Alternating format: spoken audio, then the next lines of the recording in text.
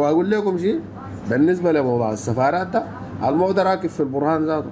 انا المره الجايه حنجي نركب البرهان ذاته لانه عارف الكلام ده كويس. واضح انه البرهان عارف مضايقه السودانيين في بعض الدول قاعد تتم بامر من السفارات. ليه؟ قالوا عشان الناس ترجع تحارب. انت حترجعني بالقوه؟ انا الليله بصرف على اهلي، دارناج ارجع كيف ارجع احارب؟ انا عندي مسؤوليات قايم بها. الناس اللي قاعدين برا ده ما اقول لهم صعاليك، ما بترجعهم بالقوه، انت عمل استنفار.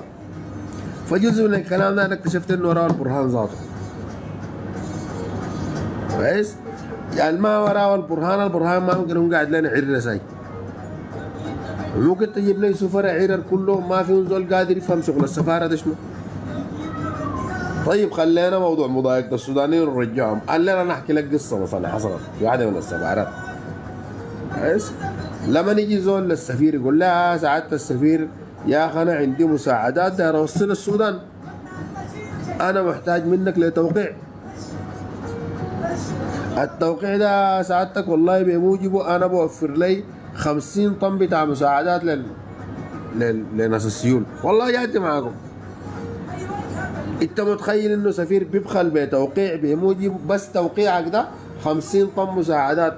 يا هندي دايره تصديق من السفاره السودانيه بس انها تخش السودان.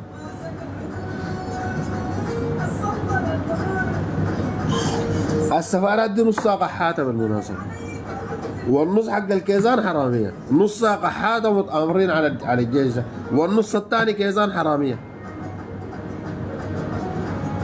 نص السفارات دي قحاته، وانا مستعد اجي اخط اصبعي طق فلان ده قحاتي ومعين فلان وفلان وفلان دي القحاته كويس. السفارات دي نصها قحاته ونصها كيزان حراميه.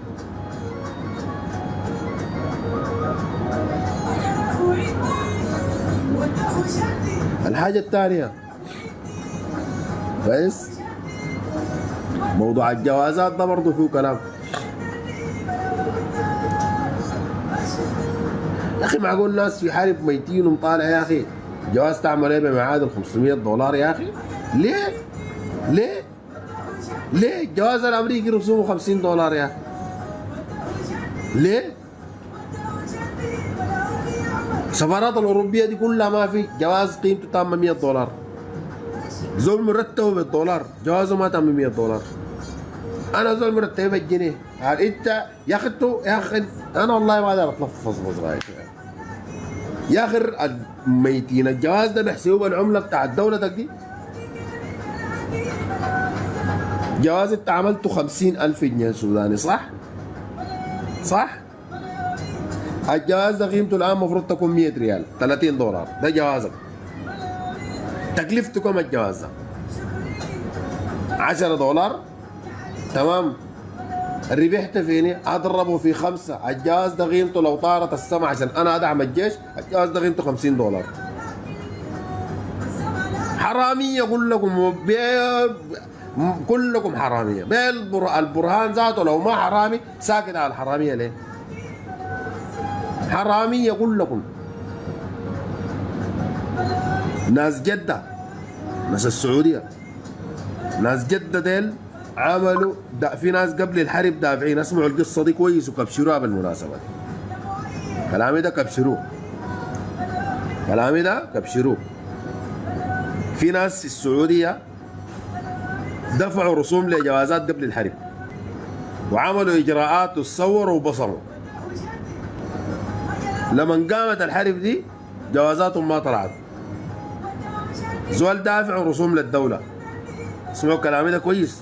زول دافع رسوم للدوله شايل ايصاله في يده منتظر جوازه يجي، جوازه ما جاء، الدوله ملزمه تديه جوازه. السودانيين اللي برا السودان اللي عملوا اجراءاتهم للجوازات قبل الحرب لما جات الحرب قال لهم قروشكم في وزاره الماليه. يا اخي انا مالي ومالك، انت كسفير ولا انت كوزير خارجيه ما قادر تضغط الماليه تصدق لي جوازي؟ انتوا حراميه ولا شنو؟ عشان كده الحرب ده حتبين لكم كلكم، حتمرمطكم في الواطه دي ما الشعبي براو، وحتفضحكم كلكم. انتوا ما حراميه يا سيدي، انتوا حراميه ولاد حرام كلكم.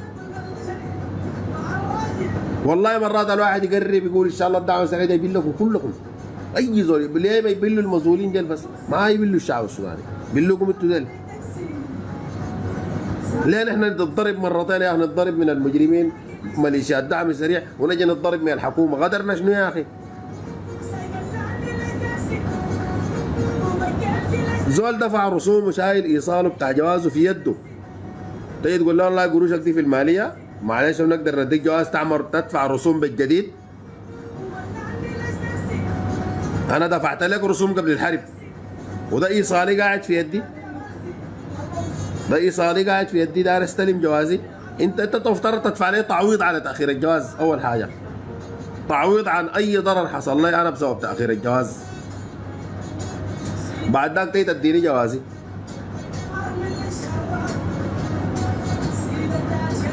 تيجي تاخر لي الجواز بتاعي وتيجي تقول لي انا شايل ايصال بتاع جواز في يدي، تقول لي ادفع تاني.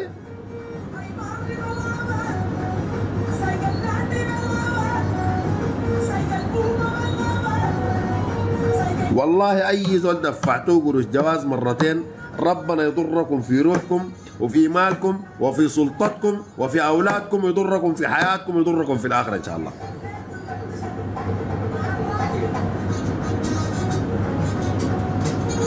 اي زول واي سفاره واي وزاره استغلت الشعب السوداني في الحرب ده واستغلت احتياج الناس لاوراق او ولا لوثائق ولا لشهادات ولا لجواز ولا لرقم وطني، اي زول اسهم في الاستغلال ده، اذا من الدوله فوق واذا تحت واذا موظف واذا رئيس سكت واذا وزير اجاز واذا اي زول قبل الكلام ده على الشعب السوداني، ربنا يضركم في الدنيا دي ويضركم في الاخره، ويورينا فيكم يوم اسود، وربنا يفشغ بينتنا فيكم انتوا والدعم السريع. ربنا يفيش غبينتنا فيكم انتوا وفي الدعم السريع، لانه ما الدعم السريع براو عامل لنا غبينه. انا واحد من الناس والله ما مغبون من الدعم السريع براو. ما الكلام ده قلنا للبرهان ده مليون مره، لكن ما فاضي تسمع. اسمع الكلام ده هسي ثاني وثالث ورابع وعاشر. انتوا اسوأ من الدعم السريع، لانه الدعم السريع ده عدو بالنسبه لنا. انتوا مسؤولين مننا، انتوا المفروض تحمونا، انتوا المفروض تحلوا لنا مشاكلنا. قلنا الحرب شغلتكم والظروف صعبه وجبرتكم، تجي تستغلونا بدل تساعدونا، تجي تستغلونا، تجي تستغلونا تدفعوا زول. يا اخي اديني مبرر، يا اخي اديني مبرر لزول دفع رسوم يتصور لجواز يجي يدفع عليه ثاني. ده قلع. الدعم السريع حراميه بيقلعوا قروش الناس، الحكومه حراميه قاعد تقلع قروش الناس، انتوا حراميه قاعد تقلعوا قروش الناس. الدعم السريع حراميه بيقلعوا قروشنا، بيقلعوا عرباتنا، بيقلعوا بيوتنا. انتوا ما في فرق بينكم وبين الدعم السريع. اي زول بيتصرف تصرف زي ده ما في فرق بينه وبين الدعم السريع. الدعم السريع استغل السلاح قلع قروش الناس، انتوا قاعد تستغلوا السلطه تقلعوا قروش الناس. والما عاجبه يدق راسه في السماء. انتوا زيكم زي الدعم السريع واحد. بقول لك حاجه، انتوا اقعد من الدعم السريع، لانه انتوا قاعد تستغلوا السلطه بتاعتكم. ربنا اداكم لا عشان تخدمونا بها، قاعد تيجوا تذلونا بها يا اخي. يوم واحد ما ساعدتوا لكم زول قاعد برا السودان، ولا ساعدتوا لكم زول في ما عندكم سفاره بتساعد ولا وزاره بتساعد ولا مسؤول بيساعد ولا غيره بيساعد، الشغله بس بقت لكم حرب، الباقي غالبكم. حلوا الحكومه، حلوا الوزارات، حلوا السفارات، اشتغلوا جيش امشوا حاربوا بس. انا قاعد في بيت حبوبتك، قاعد وين انت مالك ومالي؟ ليه يدفعونا 5 مرات؟ ليه انا اتذل من حكومتي عشان امشي اطلع لي وثيقه ولا ورقه بس؟ ليه يذلوني؟ ليه انا لما اكون خاش سفاره ولا خاش لي مؤسسه حكوميه الواحد بيرجف بيفكر 1000 مره، بيكون حاسس انه خاش له معركه؟ ليه السوداني جوا بلده وبرا بلده مذلول؟ ليه؟ فيكم زول يا اخواننا الله يسالكم، سالتكم بالله، فيكم زول في الحياه دي جا داخل له سفاره ولا جا داخل له مؤسسه ولا وزاره لمعامله رسميه كان داخل هو مطروح كده وفرحان؟ الموضوع ده انت عارف انه بدا 200. الموضوع ده دقيقه بس، هنزلكم ثواني بس.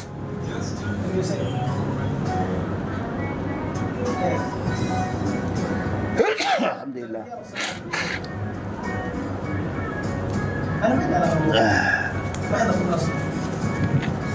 انا ارسلك معلش يا اخوانا. طيب اسمعوا كلامي ده. داير اسالكم سؤال تاني. لطيف يا الله.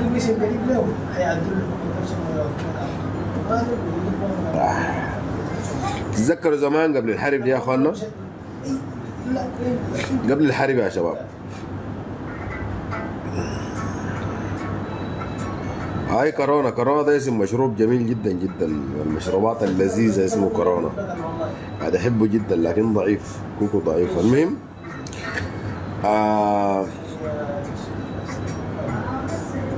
قبل الحرب يا اخوانا تتذكروا؟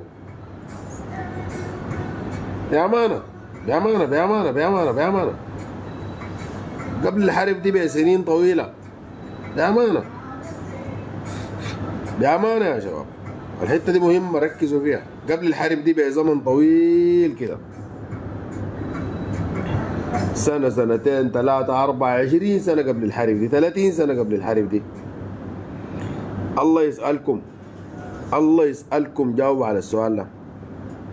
فيكم زول في الحياة دي جا ماشي في الشارع شاف له عربية بتاع الشرطة، عربية بتاع الشرطة قاعدين فيها عساكر كده كمية المبرقع داك، حس بالراحة؟ أنا زمان قلت كلام في لايف بدري شديد، قلت لهم السودان ده ما أنا ما بعتبره يتطور إلا أصل مرحلة الزول يطلع ماشي بطرف الشارع بغادي شاف له عربية الشرطة يمشي عليها عشان يطمئن. قلت لهم ما أصل السودان ده ما حقول يتصلح ما لما المواطن السوداني أول ما يشوف عربية الشرطة يفرح يطمئن، يمشي بالشارع الفول البوليس قاعد. احنا بناتنا بخافوا من البوليس وشبابنا بخافوا، ما عامل حاجة بخاف من البوليس. البوليس لو وقفك ما بتطلع منه ساي، ما بوصلك، ما بعالجك، ما بيأمنك، بيشفشفك. انتوا الدعم السريع ده قال انه جاكم ساي؟ انتوا قاعد الدعم السريع ده بس براء الكعب؟ الدعم السريع ده ما ظاهرة في السودان، ظاهرة. السودان ده ظاهرة، الدعم السريع ده ظاهرة. زمان الناس ما لقت فرقة، لكن البوليس بيوقفك بشفشفك. كويس؟ ده اللي كان حاصل في السودان كله، ما بتاع مرور براهم. فساد في السودان ده في اخطر مؤسسات. لما يكون في فساد في النيابه العامه في السودان فعلى الدنيا السلام. انا عندي قضايا في السودان ده الشطوت من النائب العام والشطوت من وزير العدل، قضايا الادله بتاعتها قاعده في السيستم بتاع الدوله.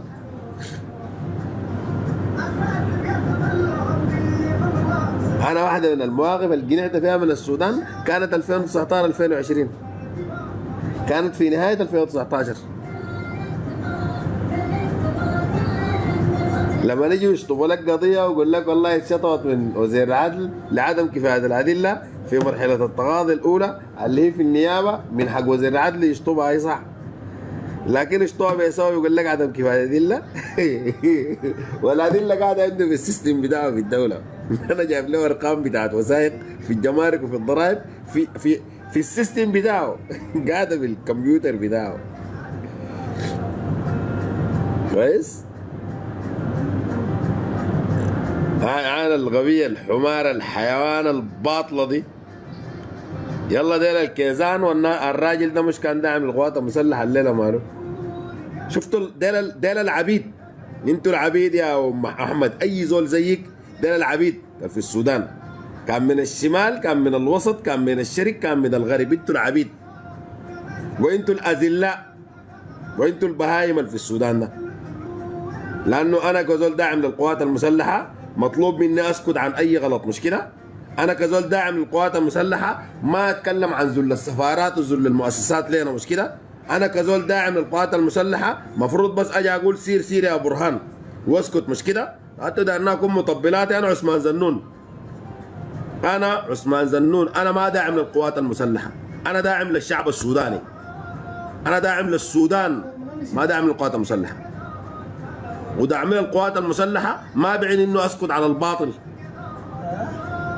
واذا بتفترضوا، واي زول في البلد دي بيفترض انه كلامي عن السلبيات، اي زول في البلد دي بيفتكر انه كلامي عن السلبيات هو ضد القوات المسلحه، فمن اليوم انا ضد القوات المسلحه.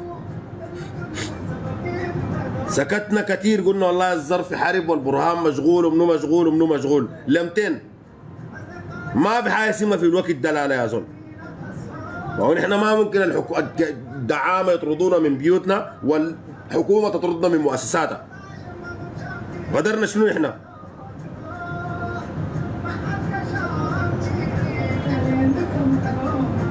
اذا البرهان ما قادر يدير الحرب والدوله، امشي شكل له حكومه.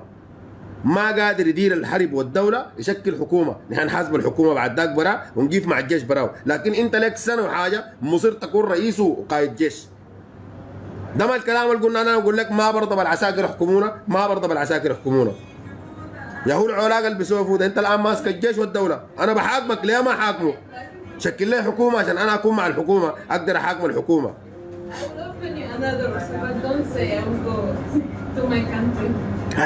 انا ما مع الجيش، انا مع البلد دي وانا مع الشعب السوداني. انا مع الشعب السوداني وانا مع مشاكل السودان.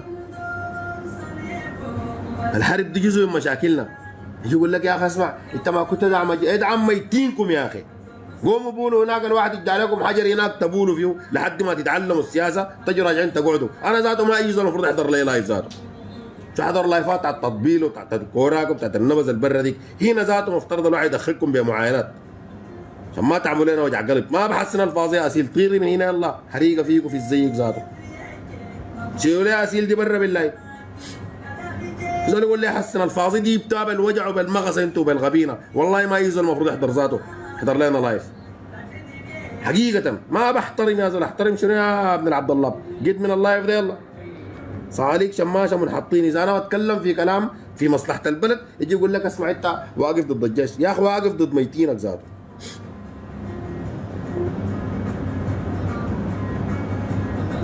دارين التطبيل انتوا، دارين كلام التخدير، كلام ده قلت لكم في بداية الحرب دي. دارين كلام التطبيل ودارين الكلام بتاع برد لكم المشاعر بتاعتكم دي. ما دار لي زول ما بيفهم هنا، ما دايره انا.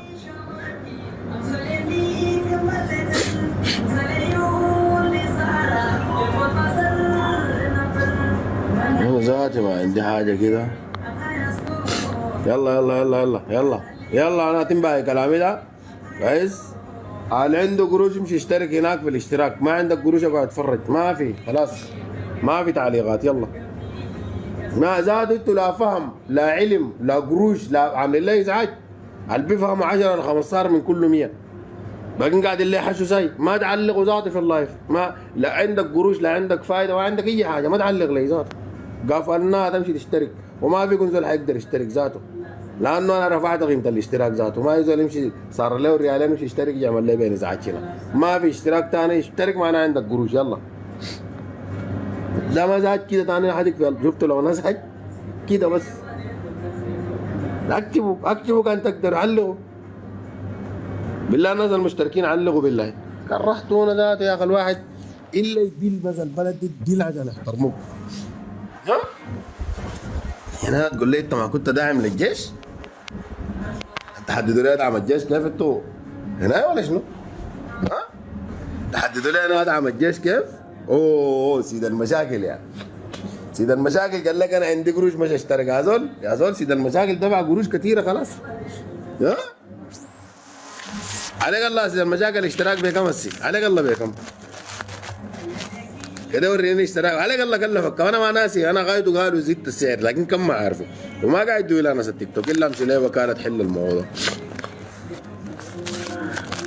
يا اخي داير اعرف قيمه الاشتراك. انا عملتها كم، انا جيت طبستها زت طبستها كده وخليتها.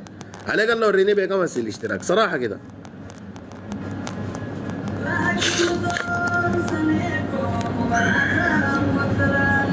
يا اخي ما تكتب لي الرقم انت اسمه، انا حافتح التعليقات انت ما ورينا عشان انا داير اغرر حاجه. ما حنقصها، بس انت وريني بكم عليك الله. 300 وحاجه، 300 ريال وحاجه يا اخوانا. الاشتراك كنا عاملينه ب 10 ريال، المشتركين كموا 30 نفر، هسه عملنا ب 300 ريال. بل عديل كده، بل اشتراك شهري ب 300 ريال. لانه اخونا سيد المشاكل دفع 300 ريال. الله فين الجهات ده اللي حنقفل التعليقات، ما حنفتح التعليقات عشان شنو يخلص قروشه دي. ما فيكم زول حيعلق لايفين الجايات. وانت يا آلاء اشتراكك بيكمل بكره، ما عندك طريقه ثانيه تجددي لانه بطاقه الراجل ما فيها 300 ريال. كملت لك قروشه كلها اشتراكات يا زول. 300 يا ويلي ما في طريقه، خلاص 300 ريال ما في اشتراك ثاني ب 5 ريال و10 ريال. ما في، خلاص 300 ريال. شقاري الشغل ده قفل خلاص 300 ريال. انا وريتكم من الليله ما اكتر زول حيعلق في الصفحه دي سيد المشاكل، لانه كلكم اشتراككم حيكمل بعد يومين ثلاثه. ذكروني بالله اللايف ده ما حفتح التعليقات اكراما لسيد المشاكل، والله في الجايه برضه ما حفتح التعليقات، لما نخلص قروشي دي بعد ذاك نفتح التعليقات. قعدوا كده 1000 نفر حاكين كل سيد المشاكل. حنسوه قلنا عليك الله، حنسوه قلنا التعليقات. 300 ريال دي تطلع لنا شويه، ما في طريقه. يقعد كده شفته شهر لحد ما سيد المشاكل يقول لي افتح لهم التعليقات. طيب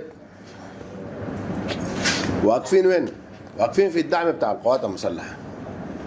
شوفوا يا شباب، عشان انا ما اتفاعل مع التعليقات وما انبس وما شاكل، قفلت التعليقات للمشتركين بس.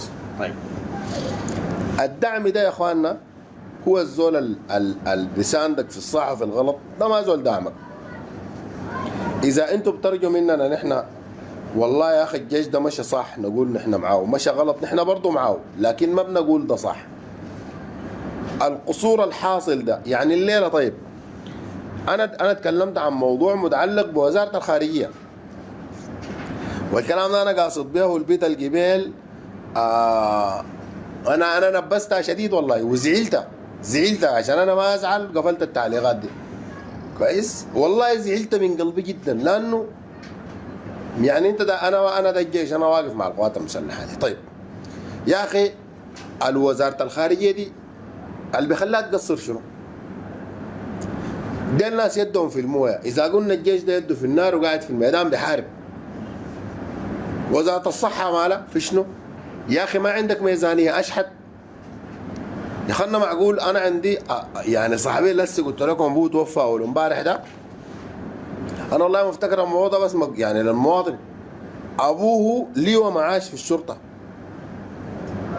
في مستشفى الشرطه عطبره، في المستشفى العسكري ما القى درب بتاع ملح. ده في مستشفى عسكري وزول ليه معاش ما يلقى درب. وزاره الصحه بتسوي شنو؟ ليه في وزاره الصحه اصلا؟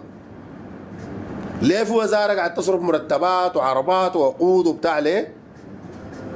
نهر النيل والشماليه والولايه الشرقيه، ولايه البحر الاحمر، ولايه كسله، ولايه القضارف، 5 6 ولايات الدعم السريع ما اخذت رجله فيها. وفيها وزارات بتسووا شنو؟ ما عارفين تشتغلوا؟ قدموا استقالاتكم. ما عارفين تجيبوا ادويه؟ قدموا استقالتكم. ما قادرين تجيبوا درب بتاع ملح؟ قدموا استقالتكم. ما هو انت اذا ما اشتغلت في الحرب دي بيدينك وكرعينك هتشتغل 200.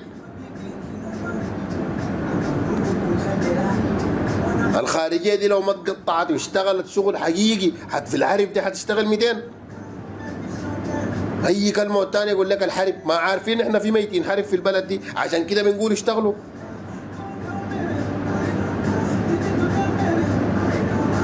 لانه في حرب انت مفترض تشتغل.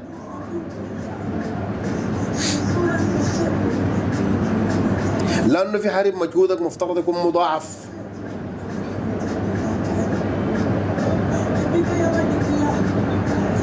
لكن بقى العذر والله يا اخي في حرب، اظنوني التقيف مع الجيش. يا اخي تقيف فيك حيطه، اقيف مع الجيش عشان القصور الحاصل ده كله سبب شنو؟ نحن اتفضحنا على مستوى المسؤولين فضيحه بالمناسبه، وتاكد لي تماما انه ما عندنا حكومه. نحن اصلا ما عندنا عقليه بتاعت رجال دوله في السودان ده، ما في. ما في رجال دولة في البلد دي، ما في رجال دولة، لا في الخارجية لا في الداخلية لا في الصحة لا في التعليم لا غيره، ما في. لك سنة وشعبك ده طاش في العالم ده، ليه ما تعمل ليه امتحانات اونلاين؟ ليه المدارس كلها تفتح اونلاين؟ وزارة التربية والتعليم موقع ما عندها.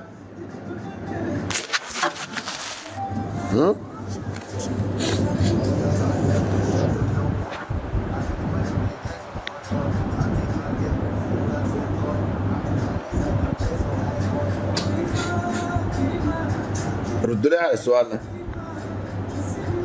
المدارس اغلبها فتحت للمدارس الخاصة، فتحت تعليم عن بعد، مش كده؟ المدارس الخاصة وشغالة. أنا وزارة التربية والتعليم حقتي ما عندها موقع ذاته.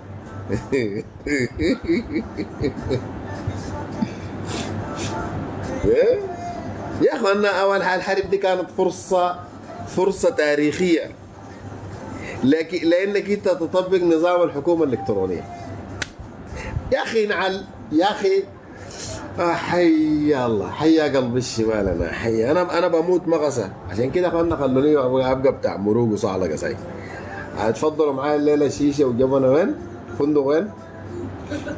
نرجع للموضوع الفارغ بتاعنا. تعالوا في فيكتوريا يا اخوانا، بعدين بالليل بنص الغيمه، اي زول يجي فيكتوريا الليله بقال لك بنص الغيمه، لكن تقول لهم جيت من الدعايه بتاع الزنون. فيكتوريا في بني محمود تم افتتاحه من جديد باوراق رسميه مكتمله، المره دي ما في كوابيس وشرطه وكلام فارغ، لانه اوراق مكتمله، تصاريح مكتمله، حتكون في حفلات دوريه. خلونا نعيش، انا ما داير اموت قبل يوم يا اخوانا والله، داير اعيش حياتي بعد، لانه والله بموت بالمغصه. حاتم لكم الجمله دي وارجع لموضوع الكافي ده الناس الجداد ما عارفين قصه الكافي شنو.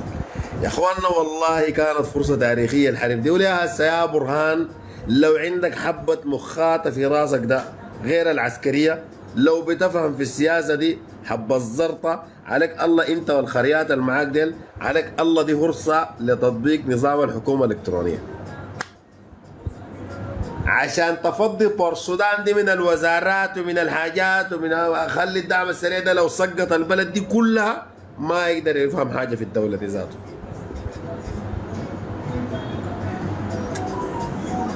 والله جدي معك، والموضوع ده ما قاسي، والله دي فرصه تاريخيه، لانك انت تمشي تدير الدوله دي، شفتها من مكه، تمشي تديرها من الحبشه، الدوله دي تاني تديرها بالريموت.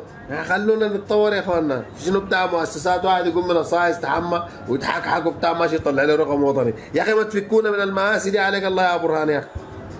والله دي فرصه تاريخيه اقسم بالله العظيم، والله يا اخي اقول لك حاجه، عليك الله سلفني كرسيك ده اسبوعين بس، عليك الله اسبوعين بس، قرارات كده زيد بدع لك في الترابيزه دي، عليك الله امشي نفذها. والله تحير الدعم السريع وتحير العالم كله يا اخي. ما الحرب دي ما كلها سلاح يا اخي، الحرب دي بقى شغل بتاع ورقه وقلم يا اخي، ده ما حقكم. والله يا سيد المشاكل البلد دي، والله كميه من الشباب كانوا متطوعين في الموضوع ده حاربهم يا اخي. دي فرصتك يا اخي، ما تبقوا ناس عراطيط خريات يا اخي، ما تكون يا اخي ظبطوا الشغل ده. نحن نتكلم ما في زول بيسمع ذاته، ما تبقوا ناس خريات يا اخي، اشتغلوا يا اخي، دي فرص. احنا دايرين نشوف الابداعات وشوفوا والله يعني. ما في دوله بتنهض بعد الحرب، النهوض ده بيبدا من هنا. وهنا الحرب حقتكم ما زي حرب رواندا الحرب بتاعته 5 يوم يا اخوانا، كانت 5 يوم، مش كده؟ انتوا الحرب دي مستمره، انتوا قاعدين الحرب دي لها 1.5 سنة، الحرب دي ليها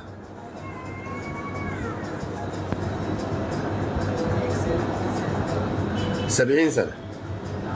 السودان 70 سنة إلا 4 شهور، 70 سنة إلا 4 شهور السودان ما حصل توقفت الذخيرة فيه. نحن واحدة من أكثر الدول في العالم استهلك السلاح ودماء في العالم. لو عملوا تصنيف لدول زي دي نحن حنكون من العشر الاوائل في العالم، من الدول اللي استهلكت سلاح ورجال في الحروب. ده في العصر الحديث. واذا عملناه في العصور القديمه ممكن نكون من الثلاثه الاوائل من الدول اللي استهلكت سلاح ورجال في الحروب. نزيف في المال ونزيف في الرجال في الحروب. احنا من اكثر الدول استهلاكا للسلاح وللرجال في العالم. النهضه دي بتبدا كيف؟ الليله اي شيء ممكن يتعمل اثناء الحرب دي لو ما عملته بعد الحرب ما بتعمله. والحياه تمشي مع بعض، ما بتمشي براء فرادى مع بعض. اي شيء بيتعمل في الحرب دي مفترض يتعمل، ما عذر انك انت عندك حرب يا زول. لا الحياه بتجيف، لا العالم بيجيف، لا الظروف بتجيف لك، ولا في زول بينتظرك، ولا في دوله بتنتظرك، ولا في شيء بينتظرك. اي شيء بيتعمل في الحرب دي مفترض يتعمل. واول حاجه كان مفترض تتعمل في الحرب دي الدوله الرقميه. ممكن لحد الليل انا مضطر امشي لمؤسسه في يا اخي في زول بيركب بيرجع السودان عشان يطلع شهاده من جامعه. بتصدقوا قال انت مساعدتك لي وين؟ كان تكون الدوله الرقميه دي. اخوانا انا لقيت بنت واقفه في صف بتاع بتدافر وبتعافر في رواندا، والله دكتوره وشغاله. دي من الناس اللي انا بحييهم جدا، شله من الشباب الاطباء مشوا فتشوا لقوا فرص في افريقيا وغيره وغيره عشان يقدروا يشتغلوا ويسدوا رمق اهلهم. دكتوره ماشيه واقفه في الصف وقاعد عليها تذكره باكثر من $1500 وشكل ودفير وحتاله وبتاع. ماشيه يا بنت. انا قلت لها والله ماشيه السودان ان شاء الله عافيه. قلت لها والله ماشيه اطلع شهاداتي. والله ما غصت بلك يا اخي، ما غصت شق قلبك. دكتوره تقطع من جليدها تجتهد عشان تلقى لها فرصه عمل برا السودان عشان تقدر تقيف مع اهلها، ولما تيجي تحتاج لشهاده الا تركب طياره. طيب وين السفاره السودانيه؟ الدوله الرقميه ما في طريقه استخراج اونلاين، ما في مشكله. هو اي شهاده تطلعها اونلاين وتجي توثقها لك السفاره مع ختم، بتبقى ورقه قانونيه. شهادتك انها شنو؟ الشهاده دي ما ورقه وختم من السفاره الخارجيه بتاعتك. بدل ما انا اوقف شغلي واشيل اجازه اسبوعين واخسر لي $3000 عشان ارجع السودان عشان اطلع منك شهاده عشان امشي اتزلى عشان امشي اوثقها عشان انا شغال بدخل لك دولار برسل للسودان. انت مفترض تطلع الشهاده دي وتبرويزها وتجيبها على وجه السرعه بالحقيبه الدبلوماسيه وتوثقها وتديني بوسه بجاي وبوسه بجاي وتسلمني الشهاده، لانه انا كزول شغال برا السودان قاعد اوفر لك دولار للبلد دي. انا املك الوحيد الليله وديل ما مغتربين. الدكتوره دي من الناس اللي طلعوا بعد الحرب. انا اتكلمت معها قلت له والله احنا طلعنا بعد الحرب 5 اطباء جينا اشتغلنا هنا وبيدونا رواتب كويسه الحمد لله رب العالمين. الرواتب قاعد تعمل بها شنو؟ قاعد تصع لك بها ولا قاعد تسكر بها؟ ما قاعد ترسل لك السودان ده بترسل لها هلا شايله معاك الحمل بتاعك ده. بالمعارف بتفكروا كيف انت يا اخ؟ بلا يبلكم يا اخ، بلا يحلكم، بلا يفرتكم ذاته يا اخ، ميتينكم ذاته يا اخ. يا اخي واحد فيه فايده ما في البلد دي اصلا، ما في اي زول فيه فايده في البلد دي. زول واحد يمشي صح ما في، زول واحد بس يمشي لك كده في الدنيا ده صح ما في، لا مسؤول لا وزير لا رئيس لا جن احمر، ما في زول واحد نافع. شنو ده يا اخي؟ افتح التعليقات دي ورجعوا للموضوع واقول لك شيء ما تفتح هذا، خلوها كده بس، خلوها كده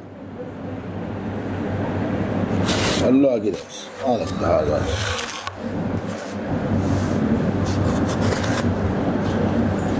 هذا افتحها، خلوها كده بس. عفوا يا استاذ ما في كبشره بالاشتراك، ما اخليه كبشر ويمشي يستفيدوا. كبشره دي ما كويسه، كبشره دي بمصلحه الناس. انا فارقه معي كبشره ما له كبشره اني في عيب ولا في حرام، خليه كبشر يمشوا يستفيدوا.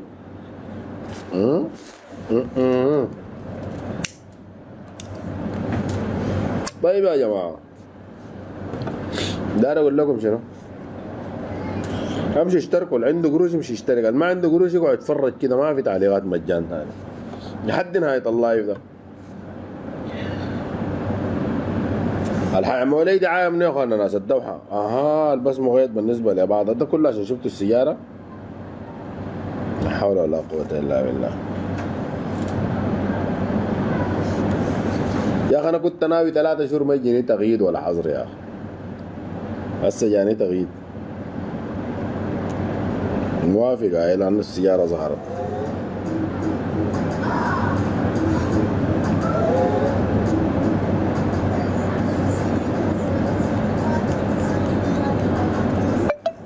طيب يا جماعة حيعمل لنا ادعاء ابنه من المشاهير حيساهم معانا والحيجينا منه والحفلات والفنانين. وعليكم السلام يا مجاهد. خلاص افتحوا التعليقات نشوف النازل، لكن شباب لازم تقفلوا التعليقات للمشتركين في اول كل لايف ثاني. ذكروني الموضوع عليكم والله. اشراف ريحتكم ذاته من حظر حظر حظر. افتحوا التعليقات. اللي عنده صلاحية فتح تعليقات المشتركين منه يفتحها. والله فيكم انا ما قادر اشوف، والله فيكم بس 600. لا لا لا لا عندكم الخاصية دي يا اخواننا، اضافوا لكم الخاصية دي. على دقيقة اشوف عندكم خاصية دي. إدارة صلاحية وصول المشتركين، تصويت العادي بالهدايا، تثبيت التعليقات، تعليق مدفوع، السماح المشرفين بإدارة التعليقات الذهبية، إدارة الضيوف، تثبيت امتيازات مخصصة، انضمام إلى دردشات لايف مخصصة للمشتركين فقط. بالله الإشراف من حقه يعلق بس يعني. المشرفين من حقهم يعلقوا كده. المشرف الما من حقه يعلق منو يا اخوانا؟ المشرفين الما قادرين يعلقوا هسه منو؟ مجاهد المشرفين الما قادرين يعلقوا من ما عندهم الصلاحيه دي. وليدوف هيا نشوف وليدوف. والله وليدوف صلاتك العامله زي انت ما كنت مشرف الشال. لا لا لا انت مشرف بالحساب الثاني، ما بديك اشراف بحسابني يا زول. تعال بحساب الصعاليق دك، تعال بحسابك بتاع الصعلقه دك. ما بديك اشراف. انا داير انقص الاشراف يا زول، والله ما اديك اشراف بحسابين. يا اشيل منك الاجراء بالحساب ده اديك اجراء بالحساب ده. اختار عديل. لو داير اجراء بالحساب ايوه ده حساب الصعاليق بتاعه صح. يا هندا صح صح. وليدوف حساب قلة الادب. لا لا عندك انضمام الى دردشات لايف مخصصه للمشتركين فقط. عندك الخيار بالصفحه دي عندك كده. علق يا وليدوف بالحساب ده. ايوه خليني في ده بتقدر تعلق. تعرف في مشرف يا اخوانا ما عنده خاصيه التعليق. بس خلاص. في زول تاني داير يعلق يبرد بطنه قبل ما افتح التعليقات.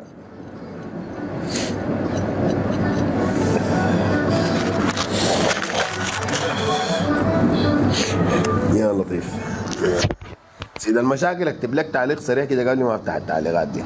اللايف يتغير خلاص. انا حذروني من التعليقات من اللايفات. يا اخي كفاره عملت شنو؟ هببت شنو يا وليدوف؟ ما هو الهباب الذي هببته يا وليدوف؟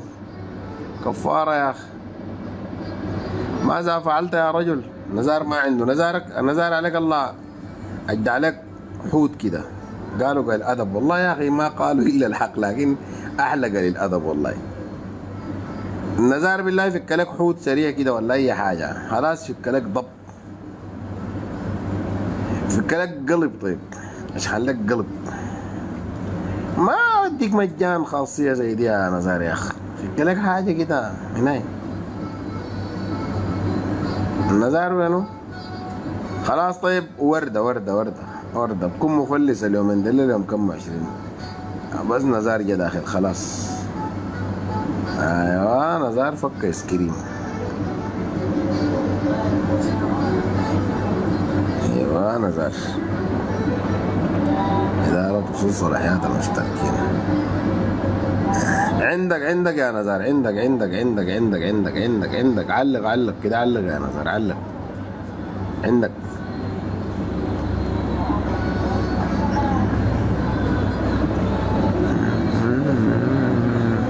خاص فيها نزار موضوع عندك إدارة وصلاحيات.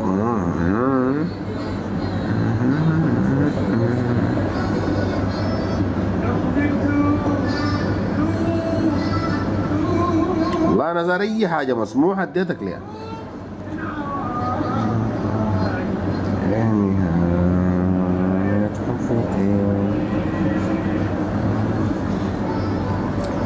طيب يا شباب انا بعد اسبوع ان شاء الله حاجه راجع الدوحه، بس الليله قاعد بس يوم الليله وقاعد هنا ميسا هنا ان شاء الله. ما في عفو مجان، ما في نص القيمه الليله ممكن، اي يوم انا اكون قاعد واعمل لكم دعايه نص القيمه ممكن، لكن مجان ما في طريقه والله كذب عليكم. حفلات بعملها لكم رخيصه، تذكره ب 50 ب 100.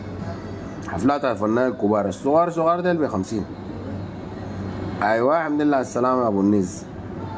ماشي السعوديه والله ان شاء الله زواج اختي يوم 30 وباجي راجع كويس. اي حاجه انا قاعد نص القيمه تمام. حفلات ظريفه لطيفه خفيفه، الفنانين الصغار ب 50، فنان الكبار ب 100، اكبر فنان ب 100. ما عندنا حفله ب 150 وبتاع تمام. بعدين حفله لو نعمل المحل كله صغير ما شاء الله، هسه ما قادر اصور لكم عشان الشيش. يعني الحفله حتكون حاجه خفيفه برستيج عالي، ما داري يزول ساي. يعني حاجيب لكم مثلا هسه انا جايب عشاء، مع عشاء لسه ما اتفقنا معاه، لكن مثلا لو جبت عشاء الجبل والله يا عشاء بنديك 2000 ريال، ما عندنا لك اكثر من كده. شباب ياخذ تذكره ب 100، دارين 50 نفر بس، 50 نفر بالضبط بالتليفون الجايين فلان وفلان وفلان وفلان، عارفين ناسنا الجايين، لا في مشاكل لا في دفير لا في بتاع لا في هناك. حاجه لطيفه خفيفه ظريفه، شفتها حجرين شيشه كده على جبنا على بتاع، هنا انتهت دي الحفله، تستمتع كويس. نجيب لكم عندنا فنانين كبار قاعدين في البلد دي تمام. نفس النظام بتاع مراسي الشوق، ومراسي الشوق اصحابي انا عادي ممكن اسرق الاسم بتاع مراسي الشوق ده، اعمل لكم مراسي الشوق في الدوحه لحد ما هو نجوا نرجع لهم اسمهم. والله دي فكره سمحه خلاص يا عمك. المحل ده دارنا نسميه مراسي الشوق الدوحه. ناس مراسي الشوق اقوموا كان تقدر والله ما تقدر تقول اي حاجه، رجاله كده نسرق الاسم بتاعهم. احنا اصحاب سايف الفارغه وفي المقدوده، نستفيد من اسمكم ده، يجيبوا لنا الفنانين اصحابكم المحترمين، لكن ما اي فنان.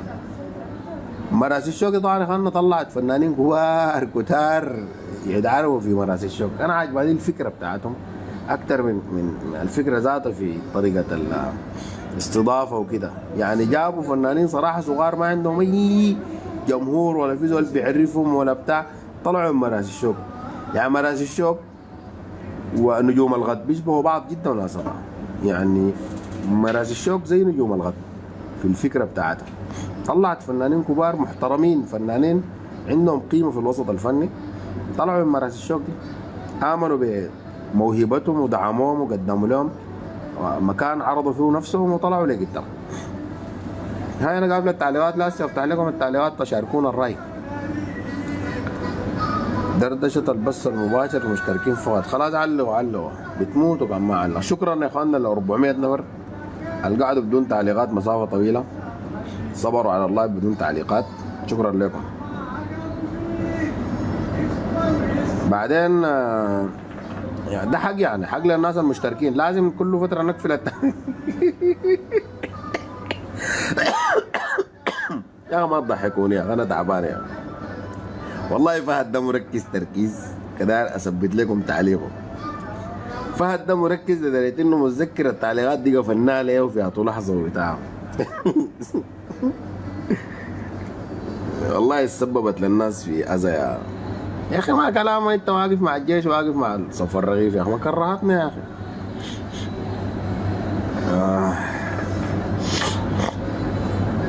كلنا متذكرين. اي والله لينا انا ذاتي متذكر، انا نسيت والله صراحه ما متذكر. ناس الدوحه ان شاء الله ان شاء الله ان شاء الله يعجبكم البرنامج كويس.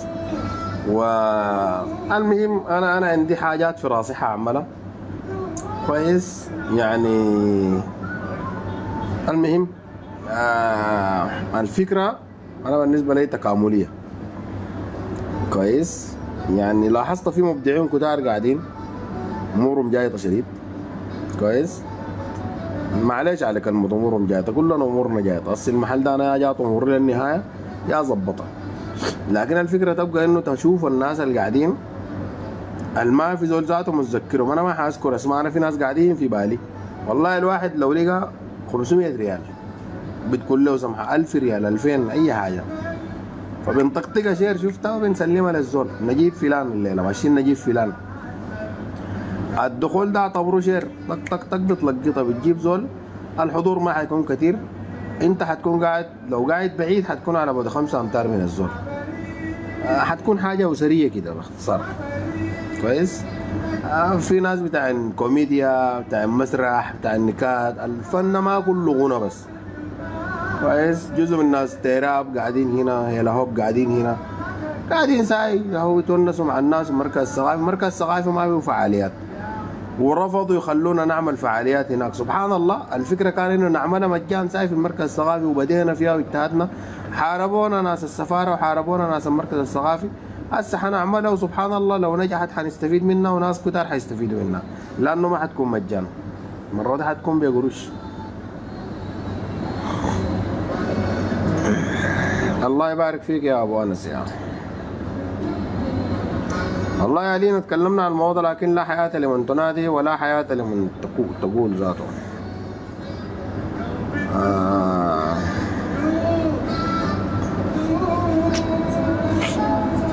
لا أنا ما في سياسة اجتماعية أتاك يا زول، ما في سياسة في مكان عام هنا، ما في أي سياسة في مكان عام بلد دي. المكان يا شباب فندق فيكتوريا في السطوح فوق. بعدين في الشتاء ده ان شاء الله هيكون عندنا مساحات كبيره شديد. جاتني لك فكره ثانيه صعلوه جدا. انت عمك في الشتاء ما ممكن تشتغل برا، صح؟ يعني بدل هنا ذاك المسرح بتاعك فوق هناك، تقعد جوا تقعد برا تقعد في اي حته، صح؟ لا اخواننا في الشتاء ده هيكون في ابداعات غريبه جدا جدا. يا اخي انا في حاجه ما انت ما تلاقي دي اوريكم ليها. دي حقه ده الشتاء ما جاي، الناس دارين الحته المفتوحه في الشتاء. يا سلام، كده اوريكم الفكره دي. احنا في الشتاء هنشتغل هنا يا جماعه. نكشف هنا في الشتاء. المساحه البرة دي ما كبيره، نقوم نستغل الحته دي كمسرح. شايفين الحته دي نقوم نستغلها نعمل المسرح هنا في الحته دي هنا. انتوا الحته العاليه دي تكون المسرح قاعده الفوق دي، تمام؟ الناس تقعد في المساحات دي هنا بيجاي، هنا بيجاي، تقعد بيجاي، انتوا تقعد بيجاي. كويس. دي هتكون المساحه بتاعت القعده بدل جو. لا حاجه فكره خطيره جدا بالمناسبه كده. الزول قاعد هنا بكون شايف المسرح، تمام؟ إذا قاعد هنا بكون شايف المسرح، صح؟ ذاك المسرح هناك. لا الشتاء حيكون خطير شديد والله. انتم موعودين بشتاء خطير جدا في الدوحة. يا القناص احنا ما دارين مساحة كبيرة شديد اصلا، احنا دارين مساحة بتاعت 100 نفر بس. 100 نفر بالضبط يا زول. 100 ذاتها كثيرة، 50 نفر.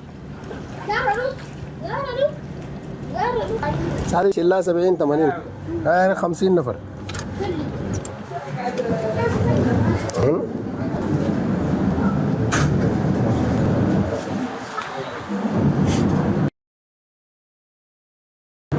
الناس ترى الشتاء بتاع الدوحة معتدل يا اخواننا، صح؟ ما في شتاء هنا ناي كده. شتاء هنا ناي صح؟ يجي لك له حاجه كويسه بس يجي ملل. تجي لابس سيودر وتاكل لك فول بس السمسم وتجينا. بعدين حنعمل فول بس السمسم في الشتاء. الناس تاكل وتتمسح بالزيت. ده مش تبع حفله. بريتا تقعد جوا بس، او بردان تقعد جوا. والله فكره مسطوله عديل.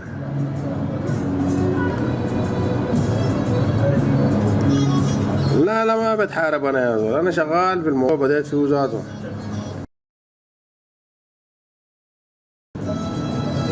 ما بنتحارب نحن، لانه ما قاعد نحارب زول، عشان كده ما بنتحارب. آه ناس الكويت والله بنحاول لكم يا خسي حاليا نحن في اطار الدوحه هنا ننتهي الموضه. شباب الليله كلكم معزومين معانا المسا ان شاء الله بيجي ناس الدوحه يا نص الغيمه. ما عندنا حفله الليله قاعده زي ونسات وبتاع ودنيا حلوه. بس عليكم الله ما تبقوا سغيلين يعني. لما نقول لزول لا ما تدفع ادفع نص الغيمه. ما ممكن ما تدفع طوال الواحد ياكل وينفض هنا ويتخارج. انا بدفع لي في اليوم بدفع لي 700 ريال. اجيبها لك من وين؟ انا منصرفاتي اليوميه 700 زائد 100 850 ريال. دي منصرفات يوميه. انت كلامي؟ محل عشان استمر ادفع معانا نص الغيمه اقل شيء يعني. الايام الاولى دي هنا يوم تدفع كامل. لقيتني قاعد سلمت تونست معاك بتاع قلت لك لا خلي قول لي لا عمك نص الغيمه بس خلاص. كده امور الدنيا حلوه ولا شنو؟ ولا انا غلطان يا اخوانا؟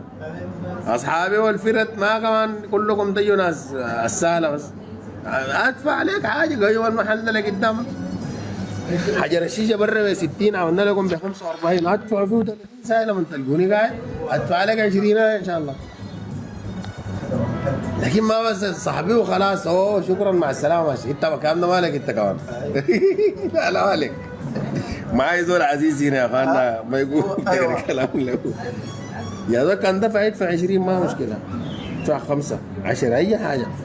السهله ديك بس الناس شنو؟ تقوم المحل ده لك قدام. كلامي ده غلط يا اخوانا ولا فيه حاجه؟ تحسست على ذاتك الله. انا كده الناس المرطبين ادفعوا دبل الغيمه. انت كلامي؟ ما في حاجه ساي ما تقعد تجيني ساي دي ما تجيني كله حتى خلاص احنا بدينا ندفع قروش. الناس تجي جازف حاجه تباصر لك حاجه كده بتاع